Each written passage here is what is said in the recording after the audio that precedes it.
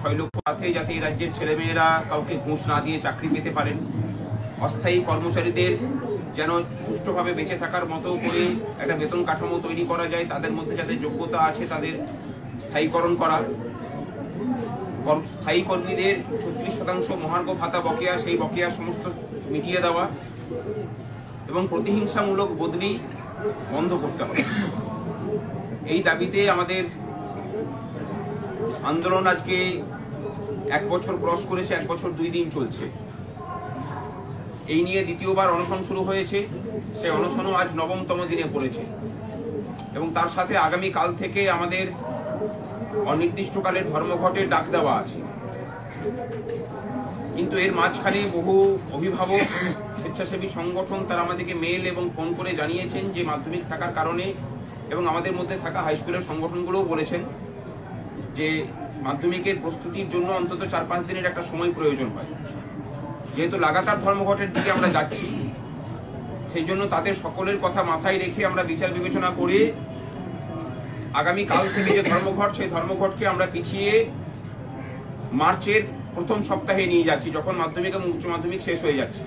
তখন থেকে লাগাতার ধর্মঘট আমরা শুরু করব এবং আগামীকাল গোটা রাজ্য জুড়ে আমাদের অনশনকারীদের সমর্থনে রাজ্যের সমস্ত সরকারি কর্মচারী, শিক্ষক, শিক্ষিকা সহ চুক্তিভিত্তিক কর্মচারীরা তারা কালো ব্যাজ ধারণ করে অফিস করবেন এবং তারই সাথে তারা সারা দিন ধরে এদের সমর্থনে প্রতীকী অনশনে যোগদান করবেন এবং যারা ধর্মঘটের জন্য অলরেডি প্রস্তুত হয়ে আছেন তারা এসে পরে ওনাদের সাথে সহমর্মিতা জানাতে মঞ্চে আসবেন এবং তাদের সাথে প্রতীকী অনশনে বসবেন কালকে আমাদের মঞ্চে। এবং এরই সাথে আমরা এটাও ঘোষণা করছি যে এই যে অনশন মঞ্চ আমরা এতদিন থেকে অনশনে এখানে আছি, সরকারের টনক নড়েনি, এই অনশন মঞ্চকে আমরা নবান্নের সামনে নিয়ে যাওয়ার জন্য পুলিশের কাছে আবেদন করছি। যদি না মেলে তখন হাইকোর্টের দ্বারস্থ হয়ে সেই অনশন মঞ্চ ওখানে নিয়ে যাওয়া হবে এই সময়ের মধ্যে, যে কোনো দিন, সেটাকে আমরা আজকেই আবেদন করছি দিন চেয়ে। এবং তার সাথে সারা মাস ধরে সরকারি দপ্তরগুলোতে আমরা প্রচার চালিয়ে আগামী লোকসভা ভোটের আগে লাগাতার ধর্মঘটের ডাক দিচ্ছি সমস্ত সরকারি অফিস সহ শিক্ষা প্রতিষ্ঠান এবং সাধারণ মানুষকেও ডাক দেব যে এই ধর্মঘটে আপনারা সকলে অংশগ্রহণ করুন। এবং এর সাথে দেখেছেন যে গত মিছিলে আমাদের সাথে আদিবাসীদের বেশ কয়েকটা সংগঠন যুক্ত হয়েছেন, তারা তাদের প্রতিনিধি পাঠাতে পারেননি, কিন্তু তারা তাদের মাধ্যমে যে বার্তা আমাদেরকে দিয়েছেন সেটা আমরা জানাচ্ছি। আদিবাসী সংগঠনগুলোর বক্তব্য হচ্ছে যে ফেক এসটি সার্টিফিকেট নিয়ে যে কেস হাইকোর্টে হয়েছিল, সেখানে যে সিবিআই তদন্তের আদেশ দেওয়া হয়েছে সিঙ্গেল বেঞ্চের পক্ষ থেকে, তাকে চ্যালেঞ্জ করে রাজ্য সরকার হাইকোর্টে, ডিভিশন বেঞ্চ এবং সুপ্রিম কোর্টে গেছে। তারা বলেছেন যে এই বিষয়ে রাজ্য সরকার যদি পিছিয়ে না আসে, ফেক এসটি সার্টিফিকেটে যদি যথাযথ তদন্ত করে বিচার না হয়, তাহলে আগামী লোকসভা ভোটের আগে দল বেঁধে তারা এই সরকারের বিরোধিতায় নামবে। আমরা এই সমস্ত কর্মসূচিকে নিচ্ছি। এই মঞ্চ শুধুমাত্র সরকারি কর্মচারীদের মঞ্চ নয়, সাধারণ মানুষ, বঞ্চিত মানুষ তার দাবি দাওয়া নিয়ে এখানে যোগ দেবেন এবং আমরা আগামী ধর্মঘটের আগে সাধারণ মানুষকেও যোগ করে এই ধর্মঘটকে আরো শক্তিশালী করার চেষ্টা করব। আর অনশন কর্মসূচি যেমন চলছে সেরকম চলবে। আমরা এই অনশন কর্মসূচিকে আবার নবান্নের সামনে স্থানান্তরিত করার চেষ্টা করব।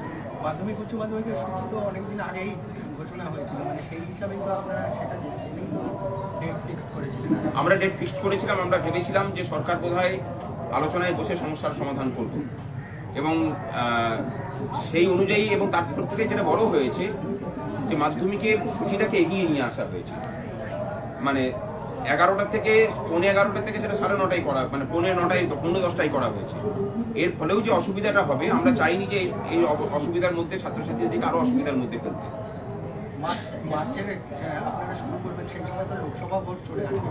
রাজ্য সরকারি কর্মচারী যারা লোকসভা ভোটে কাজ রয়েছে তাদের সেই ব্যাপারে কি? যেটুকু খবর আছে যে মার্চের প্রথম সপ্তাহে হয়তো লোকসভা ভোট ঘোষণা হবে না। লোকসভা ভোট ঘোষণা হওয়ার আগে পর্যন্ত তো আমরা ধর্মঘট করতেই পারি এবং সেটা লাগাতারই হবে। লোকসভা ভোট ঘোষণা হয়ে গেলে যদি সেটার লোকসভা ভোটের সাথে এটার কোনো সম্পর্ক নেই, কারণ কর্মচারীরা তাদের দাবি দাবা নিয়ে শুরু করছেন। ভোট ঘোষণা হয়ে গেলে পরে আমরা তো আমাদের দাবিটা তো তার আগে থেকেই চলছে। লোকসভা ভোট ঘোষণা হয়ে যাওয়ার আগে থেকে আমরা ধর্মঘট শুরু করছি।